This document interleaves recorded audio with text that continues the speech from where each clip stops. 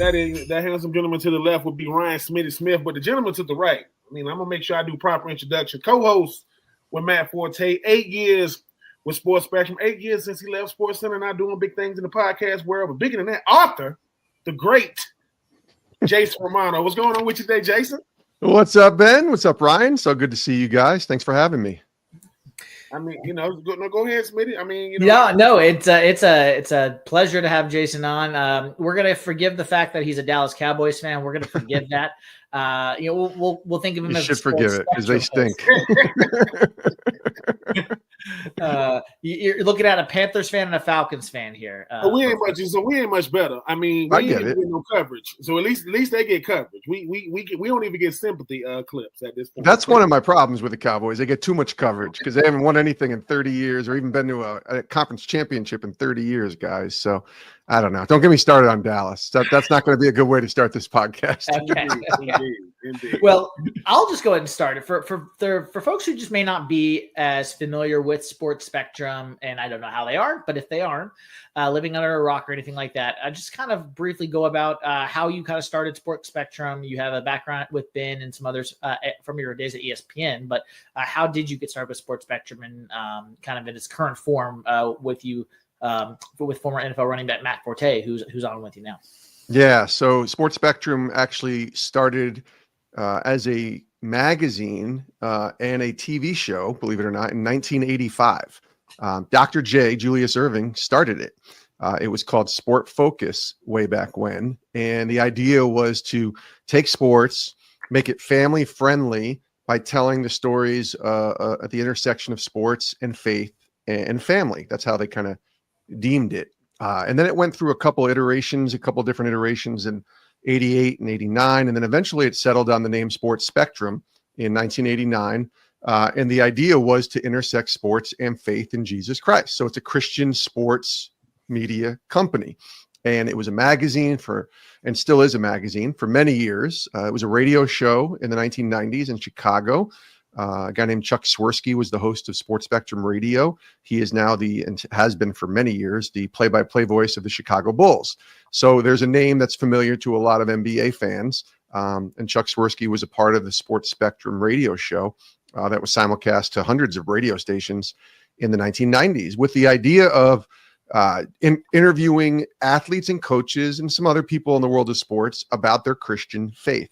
And that continued into the early 2000s. And then there were some ownership changes and many things happened. The magazine continued. The ministry of Sports Spectrum continued. Around 2016 is when my bosses currently, a guy named Steve Stenstrom, purchased Sports Spectrum with a ministry called Pro Athletes Outreach, PAO. And Ben may be familiar with PAO. It's very, very common in the sports circles, especially football and baseball, as a athlete-led ministry, a pro-to-pro ministry. But they acquired Sports Spectrum in 2016. And I had some connections and some conversations, if you will, with Steve about what that might look like to leave ESPN after 17 years and to go work for Sports Spectrum. And, there's a lot that went into that decision. It's a couple years in the making, but ultimately they called me and said, hey, we acquired Sports Spectrum. We think you're the guy to lead it. And not only lead it, but kind of reignite it, if you will, back into its place in the media cycle, but also to start a podcast. And they wanted me to host it. Now, when I was in college, my dream was to host a sports radio show or a sports talk show. And then I got out of college and it didn't quite work out. So it worked out, but I was more of a behind the scenes guy. I was a producer, and certainly at ESPN, I loved my time there. But when he told me that I would be able to host the show, start it, host it, produce it, I was really excited about that, and I was all in. Now, I did take a pretty massive pay cut, about a 40% pay cut. It wasn't a guarantee other than a 1-year contract, and there was no benefits or anything like that. It was just a true leap of faith to follow what I felt like was the Lord leading me into this direction with Sports Spectrum. And, we launched the podcast on March 31st, 2017. And it's been 8 years that the show has continued. The idea of the show is the same. We're going to interview coaches and athletes and other people in sports about their faith in Jesus. Ben Troupe has been a guest on our podcast, so he knows. But now it's different than it was when I first launched it because, first of all, the audience is obviously bigger because the show has been on for 8 years. But the host is now well known, the co-host and the main host of the show, Matt Forte, who's a 2-time Pro Bowl running back with the Chicago Bears, 10 years in the NFL. Matt is the new, I would say, pro athlete host of the Sports Spectrum podcast, and I co-host with him and continue to produce the show. So it's taken on different iterations, and certainly we've continued to not just do a podcast, but to support the ministry by, our website and writing stories and articles every day on Sports Spectrum's website. Our magazine continues, our quarterly magazine that you can subscribe to. So it's a lot going on within the Sports Spectrum ecosystem, but we're excited to see where it's going. And I'll say this too, we just brought on, and his title is Editor-in-Chief of Sports Spectrum, Benjamin Watson. So we got some heavy hitters coming into Sports Spectrum now with Matt and with Ben to help lead this thing into a place that certainly I would never think about, or not think about, but not able to do on my own. It takes a village, it takes a team, and we're excited where we're going. And really quick, for those who may not be as familiar, Jason, and that was a great intro for those who may not be as familiar with Sports Spectrum, but I have also read your book. Ben is also an author as well, but your Uniform of Leadership book, I have read that. I have purchased that myself. It's sitting on my bookshelf behind me. Thank you. My father-in-law, I gave it to him, and he said that was one of the best leadership books he's ever read. So you have That's that. awesome. Fan of a couple people in my family who have really enjoyed that. But so I just want to give you your flowers on that. Thank you, Ryan. Yeah, and that happened. It's kind of weird. I wrote 2 books. The first book was on forgiveness. It was a very heavy book. It was a very personal book of forgiving my alcoholic father. The book is called Live to Forgive.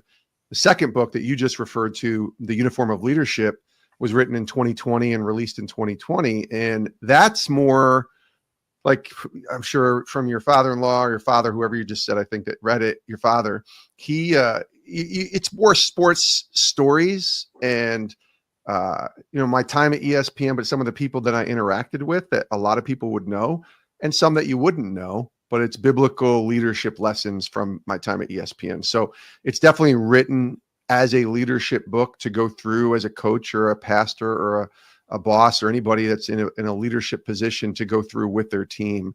I love that book. I really do. It's a fun book to read, and it was a fun book to write. I don't have any plans to write any more books, just being honest with you guys. I really didn't enjoy the book process. It's just not my sweet spot. I may write one someday. I don't know. I don't really have any topics to write about right now, but I'm glad I wrote the 2 that I did. And it definitely stretched me in areas that I wasn't very comfortable in. So, yeah. For the record, no, he's a CEO of a heating and air conditioning company. So owner and CEO. So he definitely read that with his team and was able to kind of approach some of those lessons that he learned in there. So, that's great. Thank you for sharing. Father-in-law, for the record. Yeah. Father-in-law. Yes. Thank you. Go ahead, Ben. No, I was going to say, you say you don't got another book to write. I will say this. When I hear Matt Forte being, the former athlete co-host, Ben Watson being the editor-in-chief, obviously, me and B. Watt came out the same year in 2004. He went to Georgia.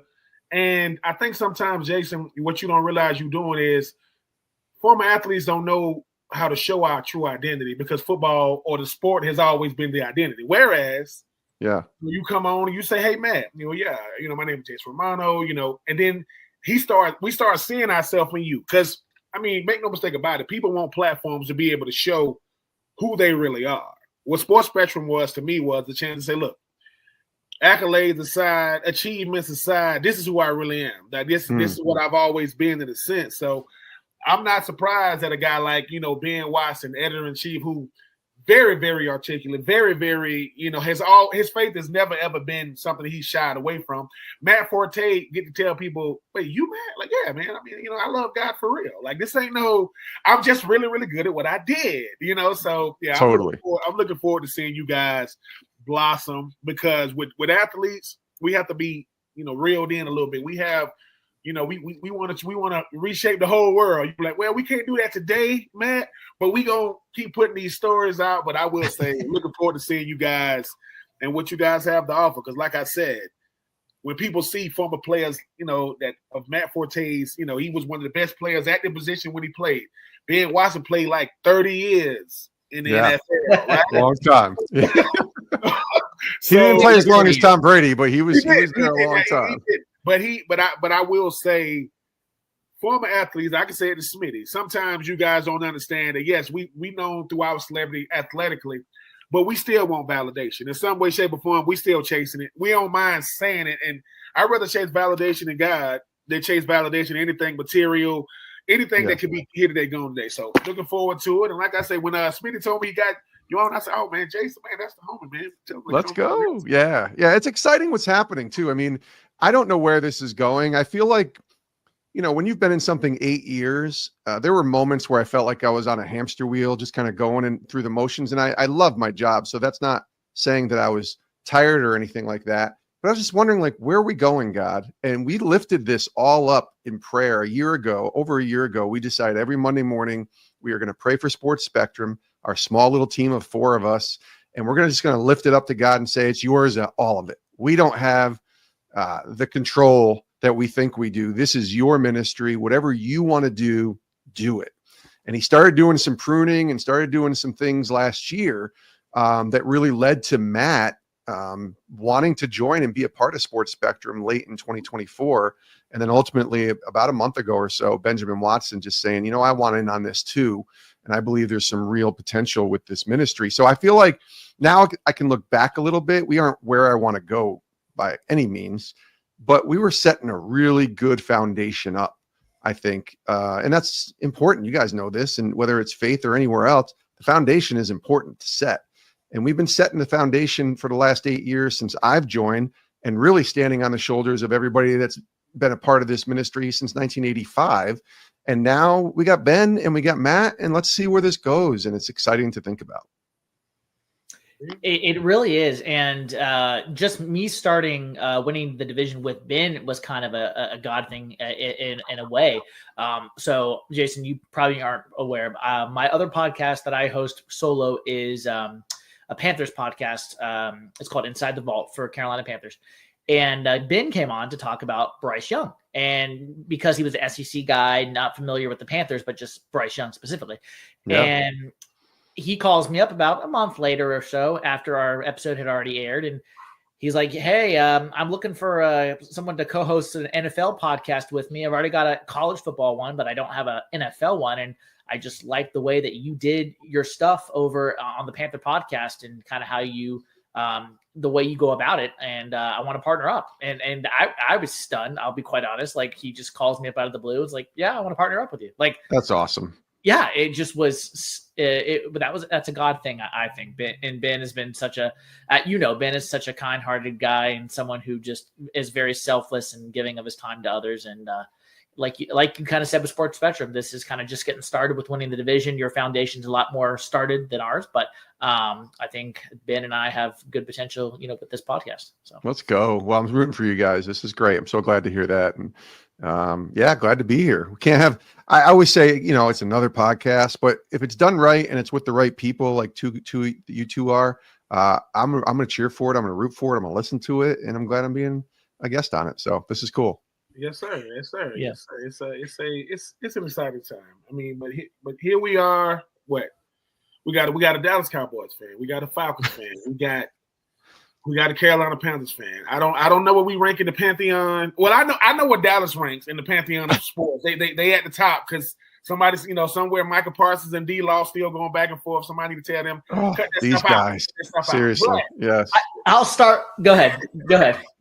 But I would say this, Jason, when we think about the NFL offseason, the NFL is going to dominate the headlines no matter what. During the offseason, what has been your biggest takeaway from this NFL offseason as far as like free agency? What has stood out the most to you? There was a lot of movement. I was surprised, I think, at the amount of movement, I think, of players going in different places. And, it started with watching. I really was curious about watching what Dallas was going to do as a fan of their team with free agency, because last year they said they were all in and then they didn't really make any moves. And then they had injuries. But football is a weird sport. And both you guys know this. Like, you can win free agency and you can still win 5 games next year, or this upcoming season. It's just kind of the way it works. The draft is so important.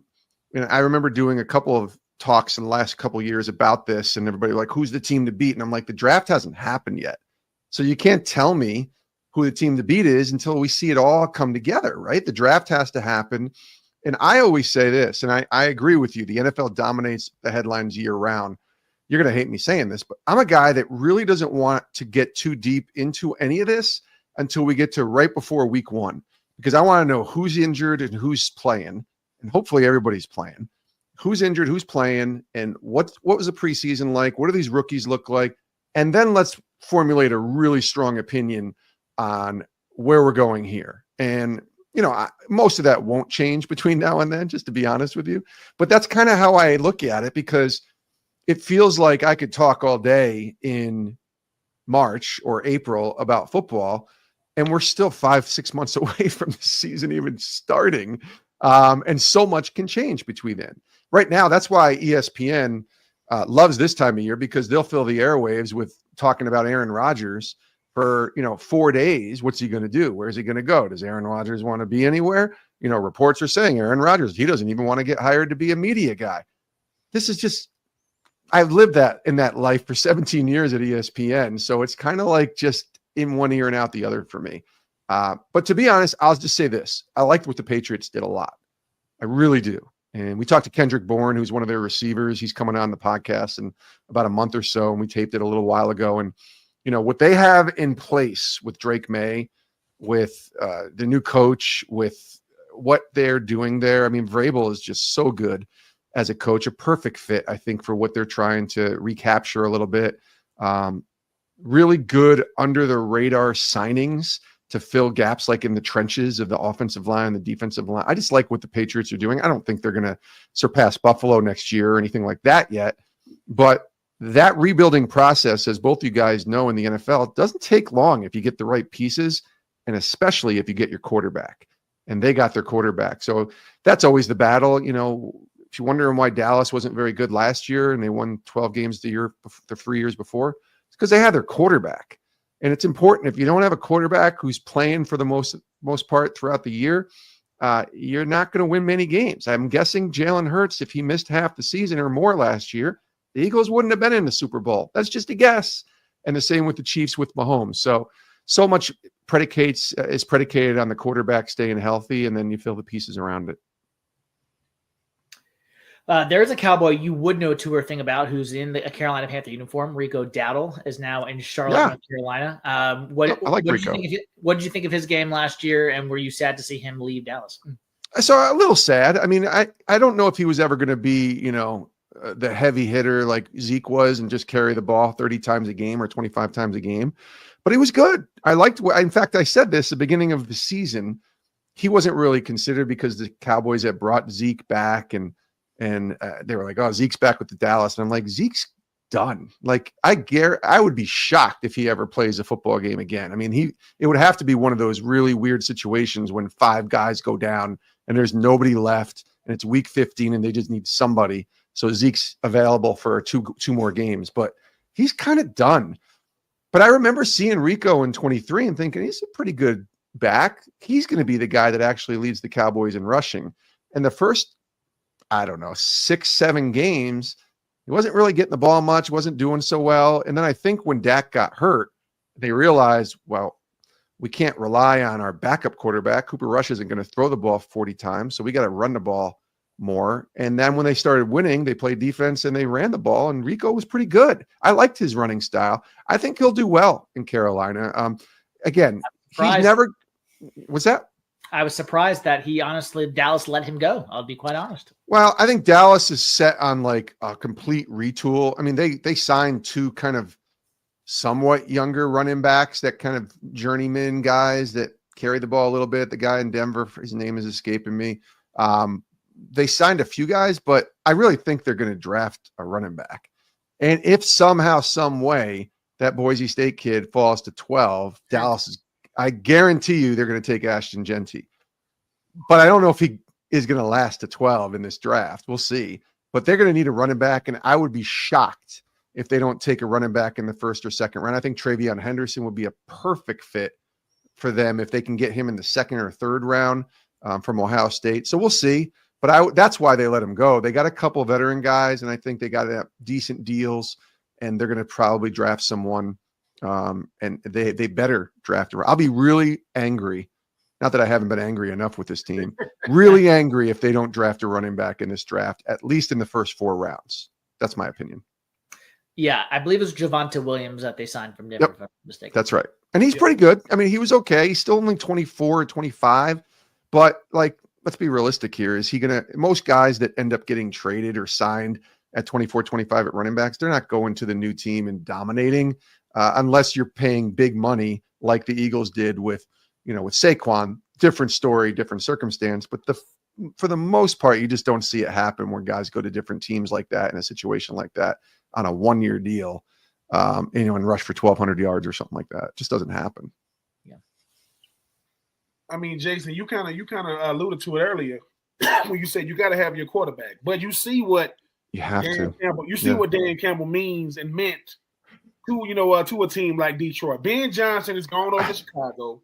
Yeah. And, he got this guy named Caleb Williams, who everybody thought it was Justin Fields. Yep. Or, it was a former head coach. Now you're realizing, man, it's the culture.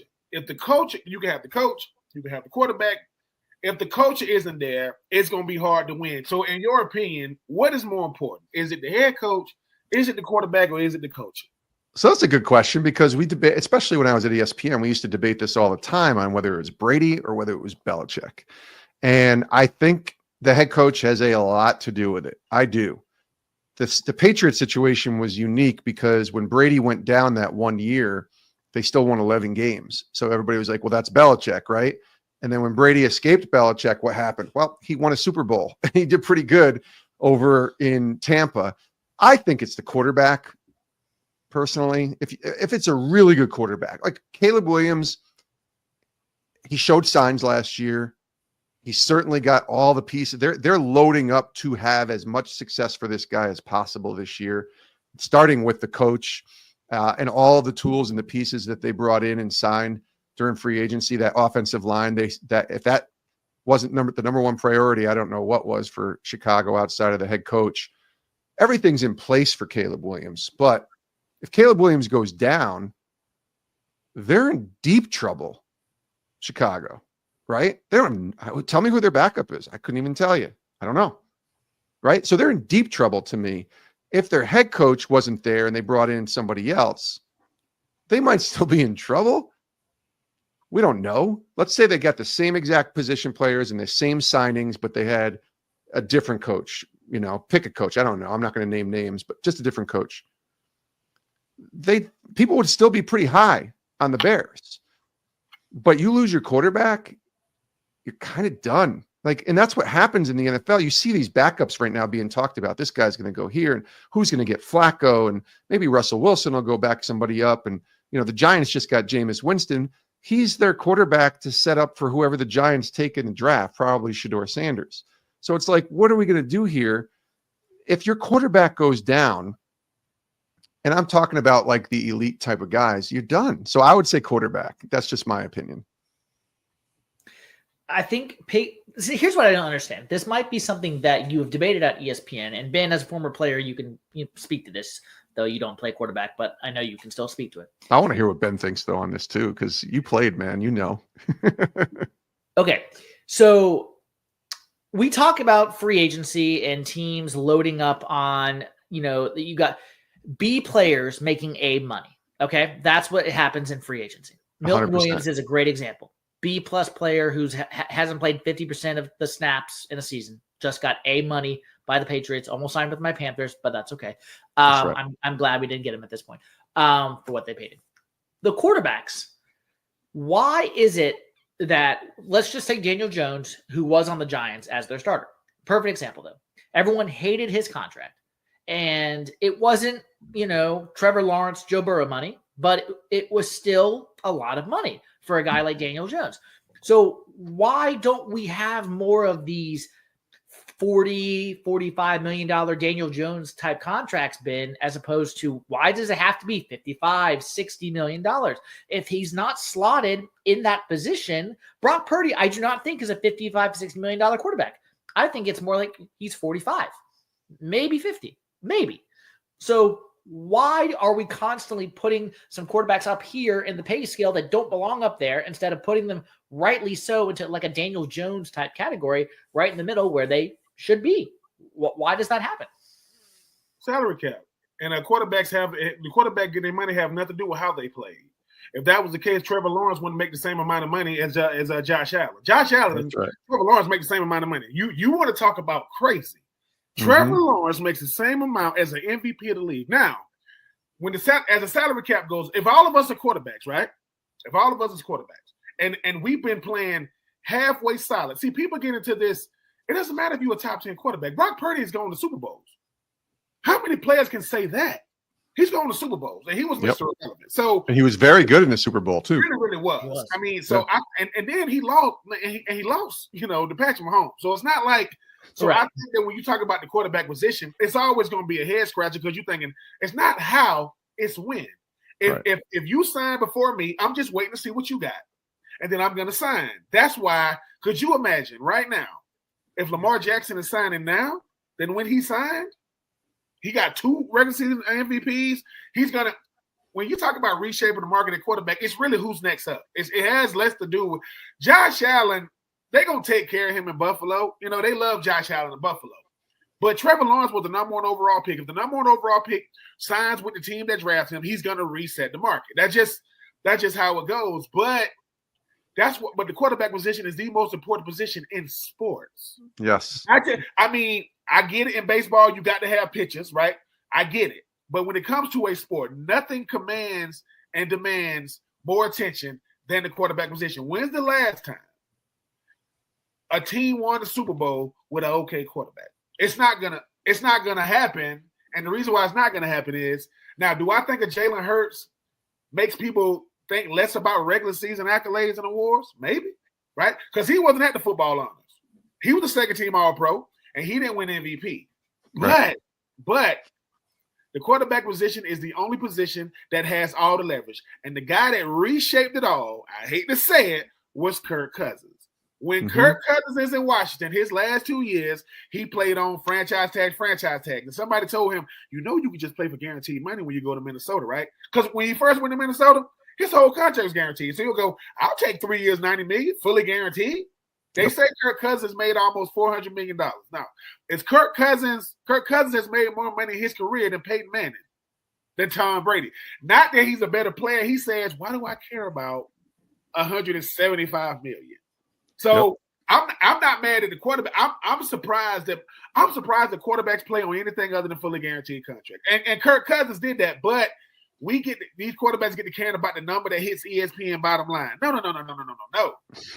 I want to make sure that Kirk Cousins made $90 million in 2024.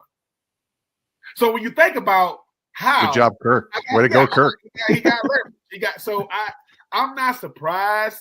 I'm just thinking that when it comes to the quarterback position, a Jameis Winston will take 2 years, $8 million because he wants to continue his career. Jameis Winston can play for the next 10 years because he knows what his role is now. I'm not going to be a starter. But if you are a starter, you have to look at it like this. I got to get as much money, as much guaranteed money as I possibly can while I have leverage. Even if I'm not, Brock Purdy is probably the 10th best player on his team. If you're just ranking Trent Williams, George Kittle, but they can't win without him. So that's what makes the quarterback position. He's more important. I agree. He's more important than C-Mac, right? I agree. So it's not the quarterback's fault. Trevor Lawrence said, I'm the number 1 overall pick, and y'all going to re-sign me. I want to break the bank. So what did Josh Allen do? Josh Allen said, well, listen, I got it. It took Josh Allen being an MVP to get Trevor Lawrence money. Think about that. So I'm not mad at the QBs, but if I'm Clayton Kershaw, I ask for what I want to ask for. I'm one of the best pitchers of my, if I'm Verlander. So, but guess what? They're not more important than Trevor. They're not more important than Brock Purdy because they play every 3 or 4 days. Yeah. Don't you think though, Ben? Don't you think it's supply and demand too, somewhat? Like for Daniel Jones to get what he got was kind of like, what? He got what? Sam Darnold has one good year and he got That's another 100 million. Yeah. Let's go to another guy. We just had him on the podcast, Baker Mayfield. He had one good year in Tampa and he was a free agent, and Tampa was like, I'll give him 4 years at 100 million. Okay. That's what we're locking in. And he can get out of the contract, after the 50 million or whatever it is guaranteed. Baker had a great year this year, his best year yet.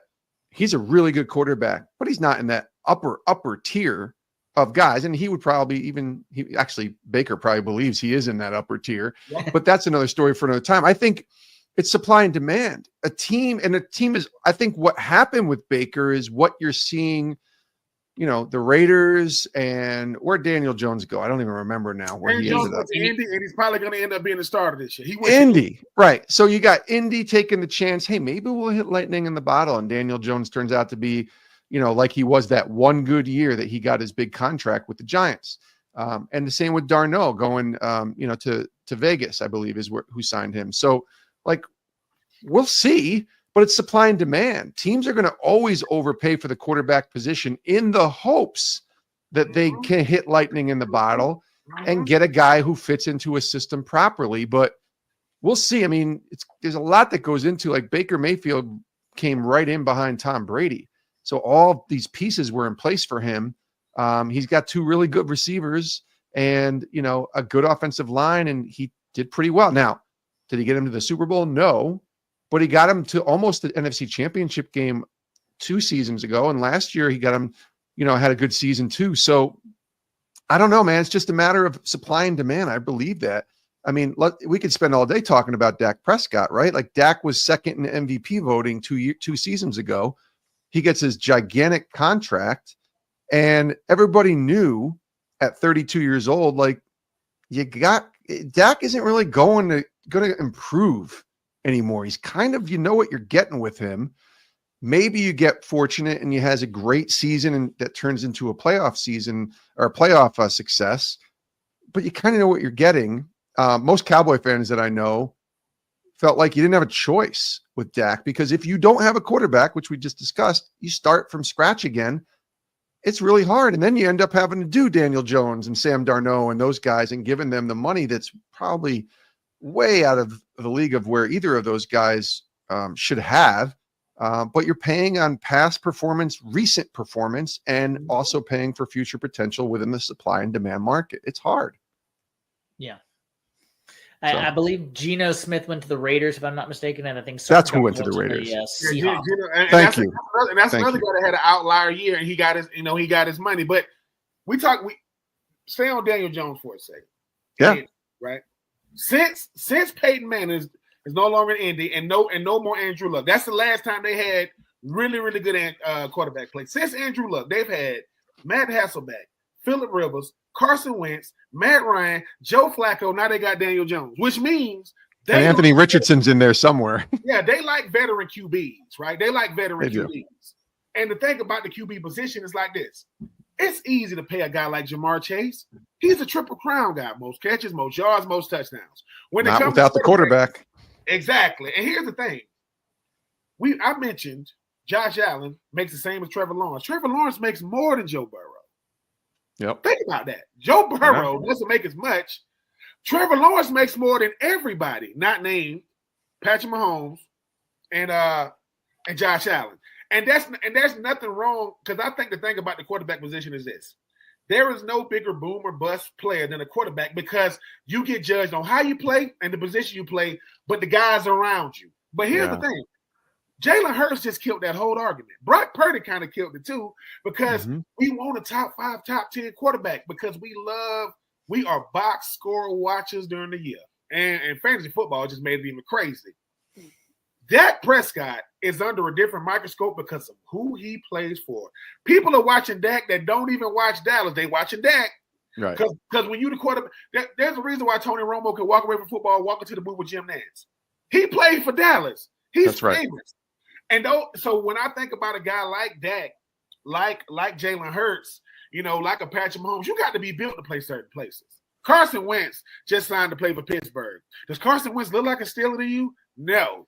But he wants to continue his career from what he learned from Patrick Mahomes. So I'm not mad at these quarterbacks. I just think that if Aaron Rodgers get drafted to Cleveland Browns, he never becomes Aaron Rodgers. Right? Where you get drafted has a lot to do. Brock Purdy walked into one of the best organizations and coaches in football. He was the last pick of the draft. Well, look at what he was able to do.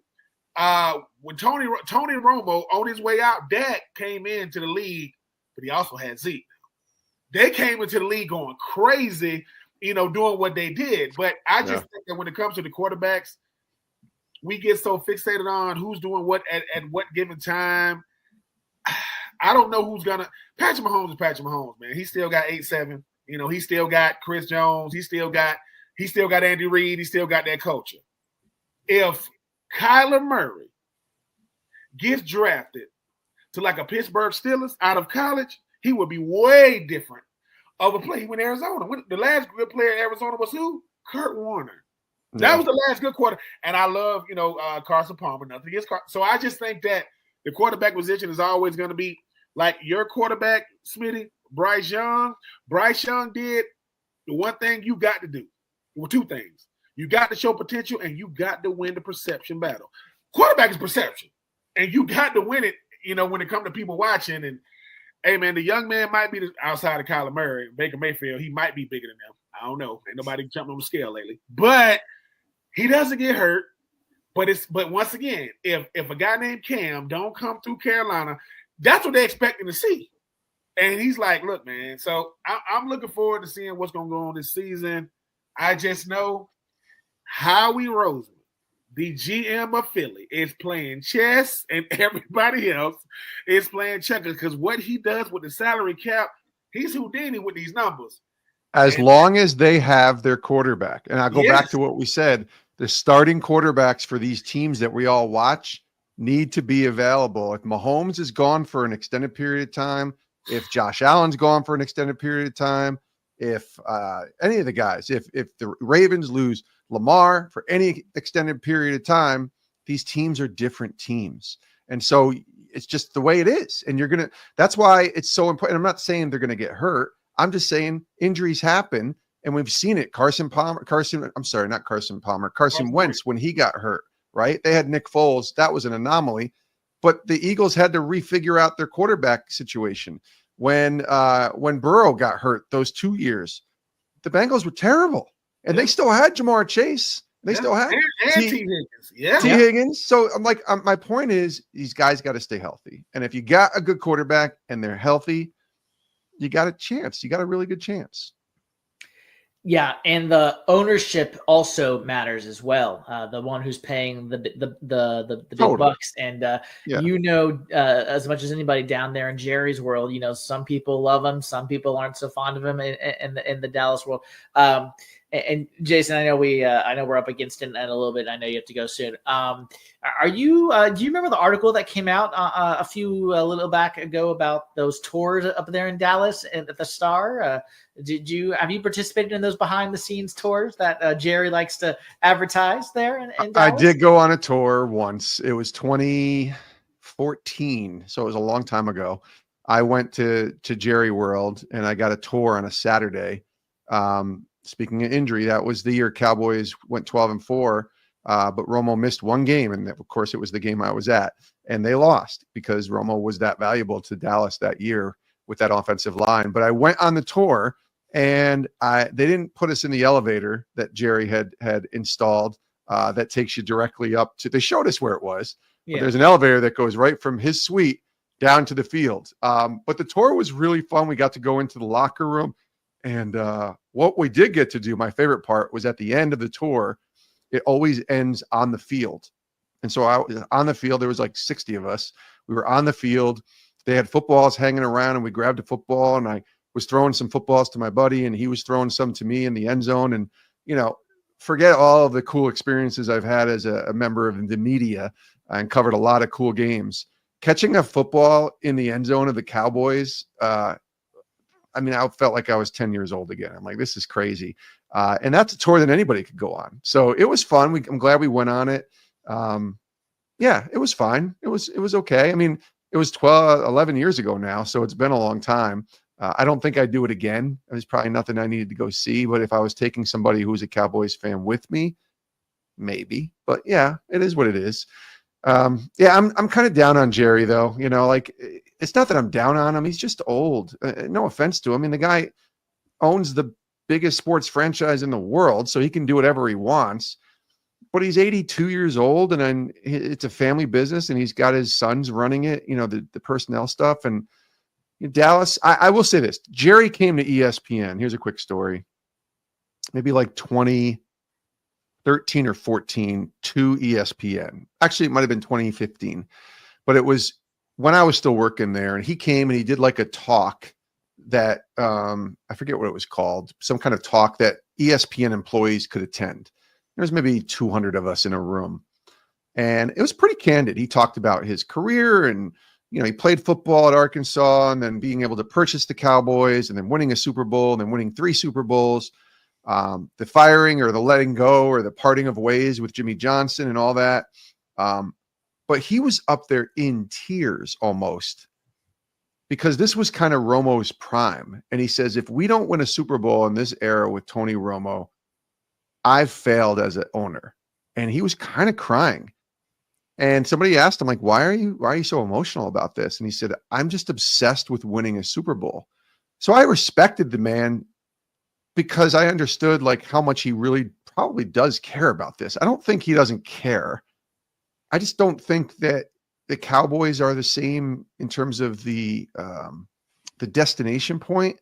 And I think they've had their chances with some good teams over the past decade or two, where they just kind of haven't really, they've fallen short in the biggest moments and kind of floundered. And it all stems from Jerry. But I saw a different Jerry Jones that day. I started to have a little bit more empathy, although he's worth $1 billion. So it's hard to have empathy for a guy who owns an NFL team and is, you know, worth $1 billion. But after that moment, I remember saying, okay, at least I know he cares about this team. But as he's gotten older, and as I've watched some of the things that he said, and they hung on to Mike McCarthy a year too late. And they should have let him go right after that Packers game in the playoffs last year. And I would have gone right after, I would have gone right after the coach who ended up in New England, the Mike Vrabel. I would have gone after Vrabel like that and made him the Cowboys coach. And I probably would have put Dak on a 1-year, prove it to me contract kind of deal with the franchise tag. And I would have just said, let's try this out and let's see what happens. But they didn't. And they spent all that money. And now they got to figure out, they paid CD. They got to figure out how to pay Micah Parsons and still field a team on defense. I get why it's hard, but the Eagles are doing it. Other teams are doing it. Kansas City's doing it. What are you doing that what aren't you doing that they've done? So, because I think Dallas drafts well. I think they've drafted some really good players. I really do. I think they're a good draft. I don't really have too many issues with their draft picks. But yeah, something's not right there. So I don't even know what the question was at this point, Ryan. The GM guy, whatever his name is. It's Stephen Jones. No, yeah, it was. I was about to say, does Stephen Jones really get allowed to make personnel decisions? I don't know. Well, you know, he's running everything by his dad. Well, I know he sits as close to his dad as possible. You know, on the game day, he's like right there. Like Stephen Jones is like in the picture with Jerry in the booth. But look, I respect Jerry Jones. Of course, I respect what he's done. But Jerry Jones is so good at branding that sometimes the brand he's a genius marketer. Genius. I think it gets in the way of, look, man, it's Dallas. Dak is more famous because he plays for Dallas. He's a good player now. Really, really good player. But because he plays for Dallas, I love Patrick Mahomes and I love Lamar Jackson and Jalen Hurts. It ain't too many more quarterbacks in the world more famous than Dak because of who he plays for. That's right. And if Jalen Hurts was walking down the street, and if they not in Philly, Jalen Hurts walking down the street with Dak Prescott, somebody gonna come up to Dak and say, "Hey, Dak, man, who you friend?" Oh, Jalen Hurts, man, just won MVP. Well, I hope Jalen would have got a little more love after he gonna get. But it's like the fact that most people don't even know that Dak's real name is Dakota. They really think his name is Dak, right? Look, It's actually Rain Dakota Prescott. That's his name. Rain, listen, if they said Rain Prescott at if he trying to get his license, people gonna be looking around. He gonna be like, is your name really Rain? Yeah, but I go with that. Wait, man, but we will definitely be watching when it comes to the Dallas Cowboys, not because we want to, but because we have to. You got to know what's going on with them. But I would love to see a Cowboys Raiders Super Bowl. It would be the economy, a comeback, everything. We'll be good. We'll be good. Listen, if that ever happens, I mean, be careful because it might be the end. It might be Armageddon. It might be hell freezing over. Jesus was coming back. I mean, there's a lot that might be going on here if that ever happens. Well, I want to see it for two reasons. I want to see Jerry Jones do a press conference, and I want to see Mark Davis step up to the. I want to see him step up to the press conference with that haircut. He does not care. I don't care. I put on the hat. I cut around the hat, and I say thank you. I give you $250. I get up. Mark Davis. Love him. I'll say this though. At some point, we're in a place now where I think fans are kind of like, all right, we kind of the same teams, Kansas City every year, the Eagles and Chiefs, a Super Bowl 2 out of the last 3 years. Buffalo's there every year, right close. Baltimore is always good. But I think we're ready for it's time for some new blood. And I'm not saying it's going to be Dallas or the Raiders. I promise you, I don't think that. But I think we're like, who's the team that's going to come out of nowhere a little bit and be like, we're ready to challenge. We're ready. We're almost there. I think Detroit, it's been fun to watch them the last couple of years. I don't know if they can still do it one more year, maybe. But because I really wanted to see Detroit and Buffalo get there. Like that would have been the best Super Bowl and so much fun to see. But what are we going to see? Who are the teams? It seems like every year it's just the same teams, and I don't know. We'll have to see, can New England come up and start to make a dent and be really good in a couple years again, where people don't hate them as much as maybe they hated them before. Who's the NFC team that could do that? I don't even know. Washington? That was fun last year, kind of seeing what they did. They got a great young quarterback, but I don't know. It's that's what makes football so fun, but also kind of fans are kind of like, we will just want anyone but so many people were telling me in the playoffs, A, B, C, anyone but the Chiefs. And the Chiefs just kept going. And, they lost in the Super Bowl. And I think a lot of fans were happy about that. But I think it's not that they hate the Chiefs. It's just they're just tired of seeing the same teams. They want other teams to get in there and mix it up a little bit. So watch out. Listen, watch out. There's a team out there in Los Angeles, not named the Chargers, that just got a guy by the name of Devontae Adams who's going to replace Cooper Kupp. Watch out for them Rams. I think the Rams are a good pick for sure. Rams are a good pick. I think Matthew Stafford is a full-blown Hall of Famer now. With the numbers that he's put up, Super Bowl. Well, that's another conversation we don't have time for, but I don't know. Jason, we will have you back on, and we're going I want to do it. We can have you back on. It's gonna be Hall of Fame or not. We just gonna give you names. Oh, I'm in on that. Yeah, let's do that one. Let's do it, Ryan. Absolutely. Let's do it, Ben. Okay. Last one from me, Jason. So you talking about really quick though. So and Jerry Jones, his chops and Landman. Did you either of you guys watch that? Jerry Jones' acting skills. I saw the clip on Twitter. He was pretty good for what it was. I didn't see the show. But I was blown away. Which makes me think he's been acting for the last 30 years as an owner with the Cowboys, but that's another story for another time. But as far as wanting to win, just to put a bow on that really quick. Yeah, Ben, I think you did a good job explaining that as far as where you get drafted does matter, but the ownership, the branding, like you said with Jerry, is one thing, but really how some of these owners, because people think some of these owners they want to collect a paycheck and winning is kind of secondary, which I think is kind of true. So where you're drafted matters, and then how the ownership puts the players in position to have success ultimately is how that goes. So last question for me to wrap this up. What is your bold prediction for the 2025 NFL season? It doesn't have to be Dallas. It can be league related. It can be a player. It can be literally anything. Do you have something just in the back of your mind? I know it's March, but do you have something that you're kind of looking forward to? Maybe it's a draft related. Maybe it's, training camp, the off season, something that you think is going to stick out and make 2025 normal. Here's a bold prediction for you. I think what we saw happen to CJ Stroud last year was an anomaly. And I think in 2025, he's going to be up there as an elite quarterback in the NFL, top 5-ish, because everybody saw what he did his rookie year, and then he regressed a little bit. He was injured, let's be fair, and that offensive line was horrific. He got sacked a billion times. They've done a good job on solidifying that. I think they realize the talent that they have. He's also going to get a very large contract probably at the end of next year too. But I think it's going to be well-deserved because I think this year, this third year for CJ is going to be a big one. And I think he's going to ball out. I think he's going to have a really great year. He's got the pieces with him as long as he stays healthy. Again, that's always the key. I'll say a bold prediction is CJ Stroud is going to return and even surpass the elite level that he had his rookie year and step up to be one of the top 5, 6, 7 quarterbacks in the league. Okay. Well said. Yeah. Jason Romano dropping news, basically saying my two-tone blue boys in Nashville are going to stink up the joint again in 2025 because Will Levis is the starting quarterback, and they don't want to get.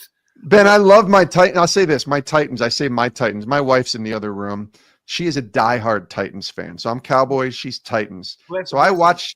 Yeah, I pay attention to the Titans a lot more than I probably would normally. And I'm rooting for them. I think they're going to they got some good pieces in place, and I think they're going to get their quarterback.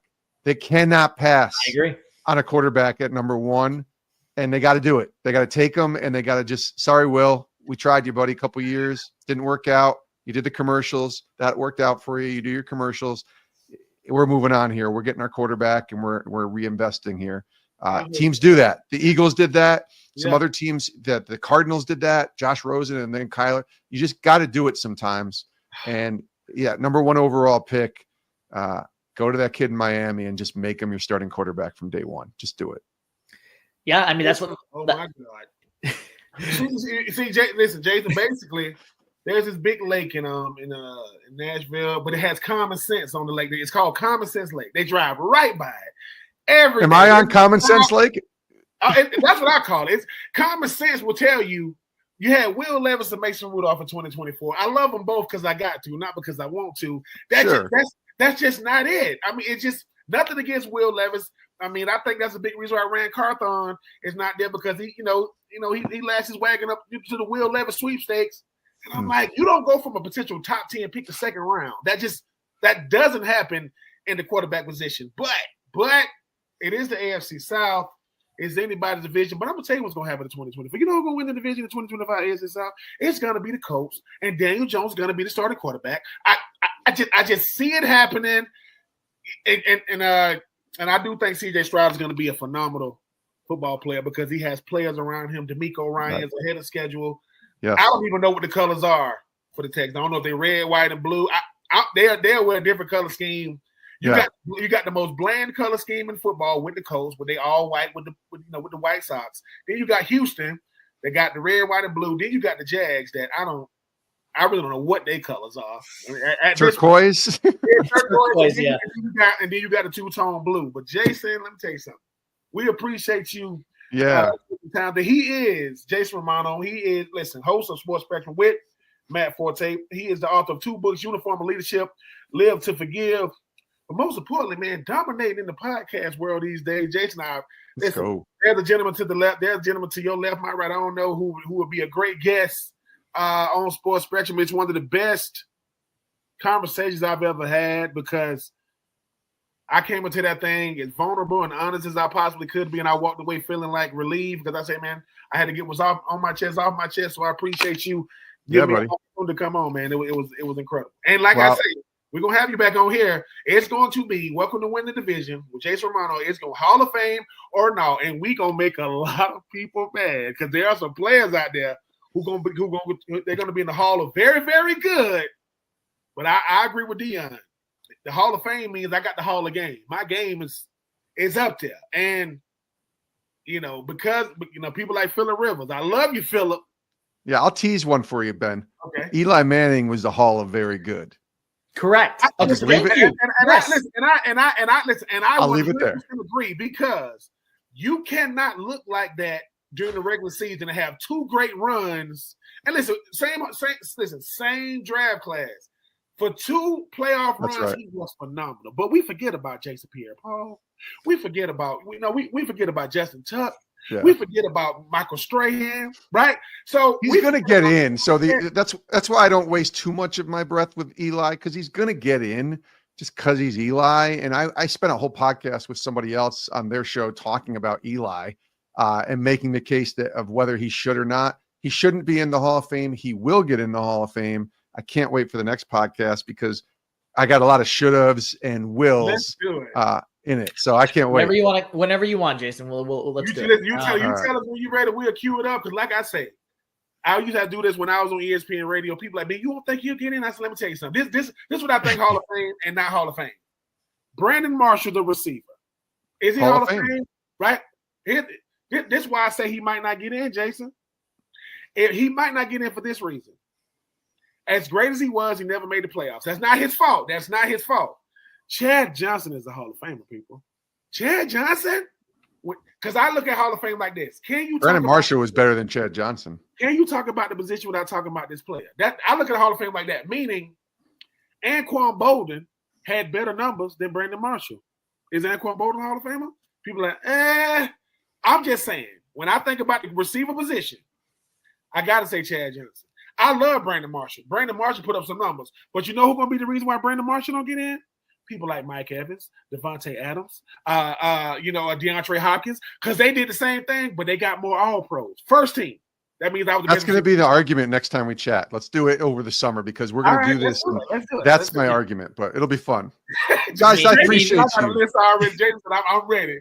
Listen, Julian Edelman versus Wes Welker. I'm gonna leave it alone. Right now.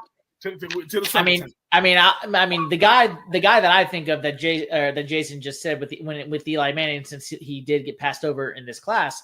Jason's very familiar with Luke Kuechly from my Panthers back in 2015. He's a Hall of Famer. He's already in, isn't he? No, he's not. Well, he will be. I promise. Yeah.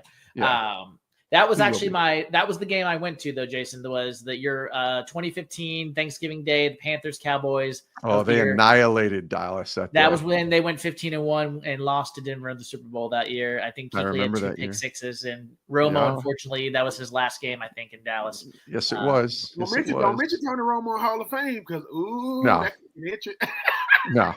no, I don't. I promise you, Tony Romo was not a Hall of Famer. Jason Witten, is a Hall of Famer.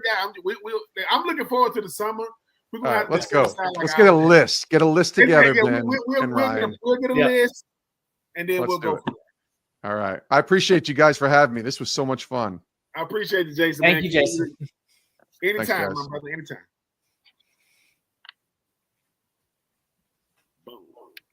You going to keep recording, Ryan? And I'll get out? I'm going to keep going. Got it. You guys. Thanks again, guys. See you soon.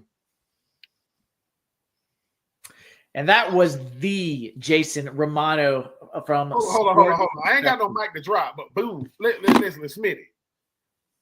Appreciate you. So listen, listen, Smitty. Just be honest with me, man. Are you really like a Prince or something from like another? You know what I'm saying? Like, do you got like background in media that you don't want? Listen, are you gonna tell me like 10 episodes? All right, Ben. I'm gonna tell you who I really am. All right, like, because. My first career out of school was in sales, and I'd like to think I knew what I was doing. So you know how to sell yourself. You're like, listen, this is Ryan Smitty Smith. I'm willing to be. All I'm saying is, from intros to guest lists, it's been bam, bam, bam. You know what I'm saying? So I listen. Whatever you be doing, keep doing it, sir. I'm just here. Listen, Stockton, Malone, however you want to look at it. I'm just here to deliver for you, my brother. We are right up against the hour, so let's go run quickly through these headlines here on episode 32, and we'll get you guys out of here. Another guest or two coming up in the next few weeks. We'll be sure to rate, review, and subscribe as we continue to, like Ben said, get these guests on here for you. Want to do another mailbag soon, so keep thinking of those questions that you want to bring to us. We're going to, again, as we said with Jason earlier, it's March. Another 5-6 months before the season. We've got time to fill. We got episodes to record, but we have no games to talk about. There's no shortage of topics right now in the off season, just trying to fill some air, fill some time. So let me just run through these really quickly as we head out the door. Puka Nacua says he aims to retire at the age of 30. He is currently 24 right now. Patriots match the Raiders' offer for their linebacker, Christian Ellis, so he stays in New England. Jameis Winston, we referenced earlier, joining the Giants, 2 years, $8 million. Aaron Rodgers, free agent quarterback. Aaron Rodgers, that is, visiting the Pittsburgh Steelers. And Saints reunite with Brandon Cooks on a 2-year, $13 million deal that happened earlier this week. Former Cowboys and Rams receiver, Brandon Cooks. Love the fact that Puka Nacua is putting out there. Listen, man, I love the game, but I mean, 30 years old means that at that point, I've given you guys all I can give you. His numbers are already ridiculous. 2 years into the league, the linebacker that's staying with New England, hey, it feels good to be wanted elsewhere. They matched it. New England said, "Listen, you're gonna stay here." Aaron Rodgers is becoming a celebrity playing football. I think Aaron Rodgers cares more about making headlines than making plays. That's just how I see it. You don't got to like it at this point. Super duper happy for a guy like did you say Carson Wentz? No, I said Jameis Winston. Oh yeah, Jameis. Yeah. Listen, Jameis Winston. Look, Jameis Winston is he's in New York. 2 years, $8 million deal. He understands he's there to mentor the quarterback that they're going to bring in, whether that be in another one in free agency or one in the draft. I like what Jason said. Getting a guy like potentially Shadur Sanders to go with Malik Neighbors. That could get scary. And finally, I mean, who did you say? What was the last Brandon Cooks in New Orleans. Brandon Cooks has had a really, really nice career. I mean, a guy that's I think he came out of like Oregon State or something like that when he got. You're right, Oregon State. Yep, that's right. Brandon Cooks had a really, really nice career. I mean, he's had really, really solid. I mean, he's not going to blow the doors off of anybody as far as like him being a number one receiver. But I'm happy that he's back with the Saints, I think, who originally drafted him. So man, it feels good to continue his career. So shout out to Brandon Cooks. And I think, like we said earlier with Jason, Cam Ward, I believe, is going to go number one to the Titans. Today was the Miami Pro Day. And he essentially said he believes he has solidified himself to be the top pick in April's draft to the Tennessee Titans.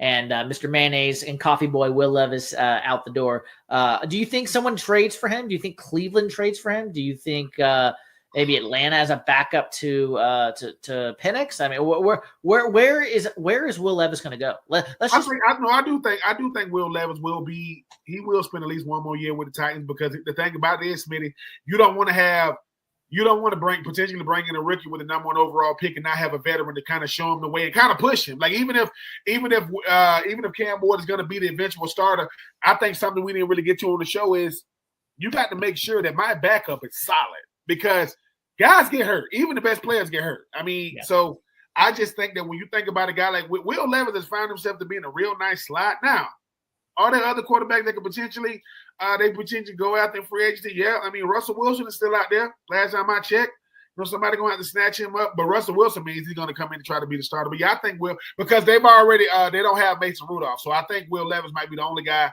on the roster right now. So I think he's going to be good for one more year with the two-tone blue Titans. But yeah, I got to deal with Will Levis another year. Yeah. All right. Well, we're going to get out of here. That represents Winning the Division, episode 32. Rate, review, and subscribe wherever you get your podcast. Remember, you are either winning the division or you are just in the division. For Ben Troupe, I am Ryan Smith. We will see you guys next week for another episode here of Winning the Division.